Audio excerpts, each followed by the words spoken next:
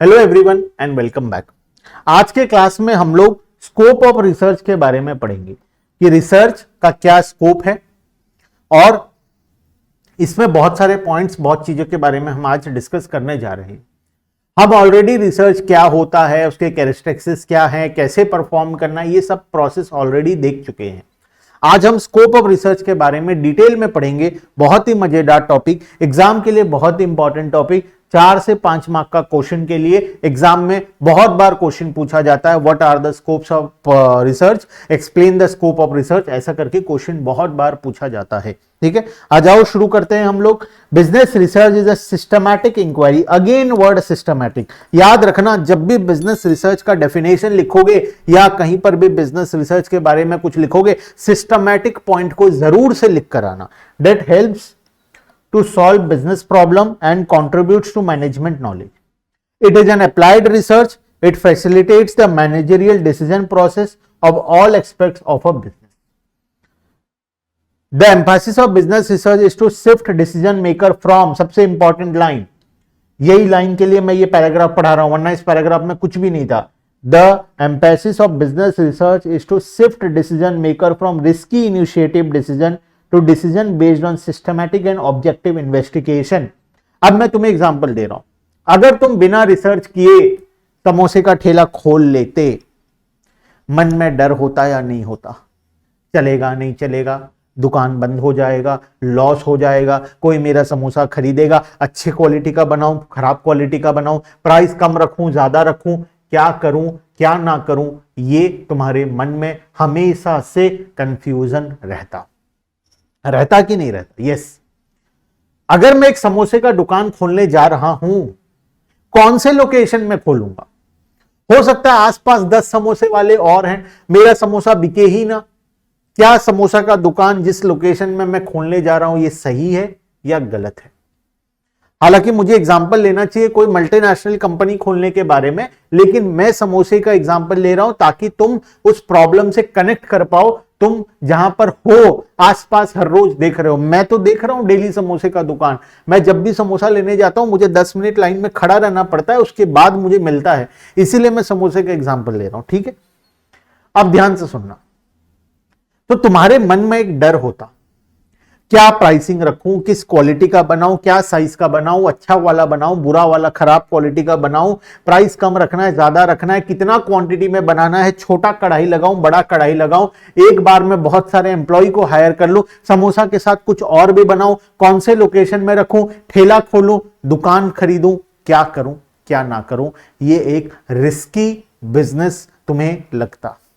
लेकिन जब तुम रिसर्च कर लिए, सारे ठेला के बारे में पता कर लिए, नोट डाउन कर लिए, कौन से एरिया में कौन ज्यादा समोसा बेच रहा है, कौन कम बेच रहा है, कहां कंपटीशन है कहां नहीं है, कितना क्वांटिटी बेच रहा है, किस प्राइस पे बेच रहा है, कितना प्रॉफिट हो रहा है, जब ये सारा चीज तुम रिसर्च कर लिए, प्रोजेक्ट बना लिए, लिख लिए, एक जगह एनालिसिस कर लिए, इंटरप्रिटेशन कर लिए, फाइनल कंक्लूजन, क्या अब समोसे का दुकान लगाना रिस्की बिजनेस है या नहीं है? अब बिल्कुल भी रिस्की नहीं है, क्योंकि अब तुम्हें सब कुछ पता है समोसा बिजनेस के बारे में। समोसा मैन्युफैक्चरिंग मतलब मेकिंग एंड सेलिंग के बारे में तुम्हें सब कुछ पता है, क्योंकि तुमने उसके बारे में रिसर्च किया है। यह सबसे इंपॉर्टेंट है। आज तुम मान लो एक बड़ा कंपनी खोलने का सोचते हो, जियो को कंपटीशन दूंगा, मैं अपना कंपनी का सिम कार्ड लॉन्च करूंगा, मन में डर लगेगा नहीं लगेगा? एक एक टावर लगाने का 50-50 लाख रुपए खर्च आएगा, क्या तुम लगा पाओगे? मन में डर आएगा नहीं आएगा? उसके लिए रिसर्च करना पड़ेगा। क्या तुम सच में जियो को कंपटीशन दे सकते हो? नहीं दे सकते हो। ये एक रिस्की बिजनेस है, ऐसा हमें लगता है। कब? जब हम उसके बारे में रिसर्च नहीं करते, और जब रिसर्च कर लेते हैं तब ये और रिस्की नहीं रहता, ये एक प्लान्ड एंड सिस्टमैटिक बिजनेस हो जाता है। यही लिखा हुआ है, the emphasis of business research is to shift decision maker from risky initiative decision to decision based on systematic and objective investigation. जो हमें पहले रिस्की लगता था, अब वो हमें सिस्टमैटिक लग जाए, ये काम होता है बिजनेस रिसर्च का। इसीलिए बिजनेस रिसर्च बहुत इंपॉर्टेंट होता है। Scope of business research includes the following. अब सारे पॉइंट्स इजी हैं, फटाफट देखते हैं। सबसे पहला production. The research perform an important function in the product development. हमें प्रोडक्शन के एरिया में बिजनेस रिसर्च करना पड़ेगा। समोसा बनाएंगे तो कैसा बनाएंगे, क्या साइज होगा, क्या शेप होगा, क्या नहीं होगा, ये प्रोडक्शन का इनिशिएटिव है, ये प्रोडक्शन का रिसर्च है। The research performs an important function of product development. Diversification, samosa के साथ क्या देना है, चटनी देना है, नहीं देना है, समोसा के साथ और भी कुछ प्रोडक्ट बनाए या ना बनाए। इंट्रोड्यूसिंग द न्यू प्रोडक्ट, कोई नया प्रोडक्ट लॉन्च करना है। प्रोडक्ट इंप्रूवमेंट, सेम प्रोडक्ट को क्या इंप्रूव करना है हमें। Process technology, choosing a site, new investment etcetera. Exam में समोसे का एग्जाम्पल मत लिख कर आना, टीचर पेपर फाड़ देगी। कोई बड़ा बिजनेस के बारे में लिख कर आना, टीचर को भी लगे हाँ भाई बड़ा कुछ काम करना चाहिए। या फिर तुम लिख कर आना कि मैं समोसे का स्टार्टअप करने वाला हूं, ऑल ओवर इंडिया में लोग समोसे मेरे ब्रांड का खाएंगे, ये होगा बिजनेस। एक समोसे का ठेला is not a big business, ठीक है। तुम सोचिए लिखना बिजनेस में कि मैं समोसे को ब्रांडेड बनाना चाहता हूं, लोकल प्रोडक्ट से ब्रांडेड में लेकर जाना चाहता हूं। Samosa is a local product, इसमें कोई ब्रांड या टैगलाइन नहीं होता। मैं इसे ब्रांडेड बनाना चाहता हूं, मेरे कंपनी का समोसा ऑल ओवर इंडिया में सबको ही खरीद कर खाएंगे, ये मेरा विजन है, ठीक है। देखो point number 2, accounting. Accounting research include accounting information, management accounting, international accounting, accounting theory, auditing, accounting ethics and behavioural implication of accounting. Accounting के फील्ड में भी हमें रिसर्च करना पड़ेगा, क्या अकाउंटिंग प्रोसीजर्स फॉलो करना है, क्या इंप्लीमेंट करना है, क्या नहीं करना है। थर्ड आता है फाइनेंस का फील्ड। फाइनेंस के अंदर भी रिसर्च करना पड़ेगा। Finance research studied about sources and uses of finance, कहां से पैसा आएगा, कहां पर पैसे को खर्च करना है, रिसर्च करना पड़ेगा। It includes corporate finance, investment, valuation methods and functioning of capital market, controlling risks with options and future contract, hedge funds etc.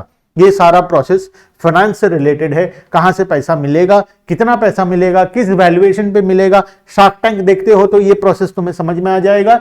Shark tank में सब कुछ रिसर्च करके आते हैं कि इतना वैल्यूएशन पे हमें इतना रुपए उठाना है, ये सारा रिसर्च मेथड्स के अंदर में आता है। Point number 4, business economics. Research in the field of business economics focus on the use of economic analysis and statistical tools या methods for dealing effectively with management problem in applied business field such as capital market, financial institution, experimental and behavioral economics, business strategy and industrial organization। क्या business का strategy लगाना है, industrial organisation कैसा होगा, behavioural हमारा economics का behavioural economics कैसा होगा, ये सब फील्ड में हमें इकोनॉमिक्स को, हमें रिसर्च को इंप्लीमेंट करने की जरूरत है। बिजनेस में कोई भी काम होता है तो उसके पीछे रिसर्च लगाना जरूरी है। विदाउट रिसर्च हम कोई भी काम नहीं कर सकते बिजनेस के अंदर में, ठीक है। तो ये हो गया हमारा पॉइंट नंबर 4। पहला था production, accounting, finance, business economics. Point number 5, general management. Management के फील्ड में भी हमें रिसर्च करना पड़ेगा। Management professional focus on research, creating management theory and knowledge that is relevant to business practices. It includes innovation, क्या नया innovation होगा, entrepreneurship, organisational learning and networks. ये सब एक बिजनेस को चलाने के लिए बहुत कुछ करना पड़ता है, ठीक है। उसमें से एक है मैनेजमेंट को सही तरीके से संभाल कर एक प्रॉपर मैनेजमेंट का स्ट्रक्चर बनाना, कौन किसको रिपोर्ट करेगा, किस तरीके से रिपोर्ट करेगा, ऑर्गेनाइजेशन में कोई प्रॉब्लम आता है तो कहां जाएगा, कस्टमर का प्रॉब्लम कौन सॉल्व करेगा, अगर कस्टमर का प्रॉब्लम लोअर लेवल में सॉल्व नहीं हो सकता तो हायर लेवल उसको कैसे देखेगा, ये सब कुछ आ जाता है हमारे जनरल मैनेजमेंट के अंदर में। Point number 6, personal management. Personal management मतलब लोगों को मैनेज करना। जैसे एचआर होती है किसी भी कंपनी में, वो हायरिंग एंड फायरिंग का काम करती है। Business research in the field of personal management focus on job redesigning, किस प्रकार के लोगों को हायर करना है हमें, कौन से पोजीशन में किसको रखना है, ऑर्गेनाइजेशनल रीस्ट्रक्चरिंग, किसके अंदर कौन होगा, कौन किसको रिपोर्टिंग करेगा, development of motivational strategy, employ को किस तरीके से मोटिवेट किया जाए, किस तरीके से उससे ज्यादा काम करवाया जाए, किस तरीके से उसको बिना एक्सप्लॉइट किए एक अच्छा वर्किंग एनवायरनमेंट दिया जाए, ऑर्गेनाइजेशनल डेवलपमेंट, ठीक है। मार्केटिंग मैनेजमेंट, मार्केटिंग के केस में तो इनोवेशन करना ही पड़ेगा। हर कंपनी नए नए तरीके से अपने प्रोडक्ट को मार्केटिंग करता है, तो इसमें तो कोई डाउट ही नहीं है। मार्केटिंग में बहुत ही ज्यादा रिसर्च करने का जरूरत होता है, क्योंकि हर रोज इकोनॉमी में, हर रोज मार्केट में नया नया मार्केटिंग टेक्निक आ रहा है, ठीक है। The meet changing needs of consumer business do marketing research. Marketing research is used in determining pricing policy, selection of channel of distribution, development of sales strategy, product mix, promotional strategy etcetera.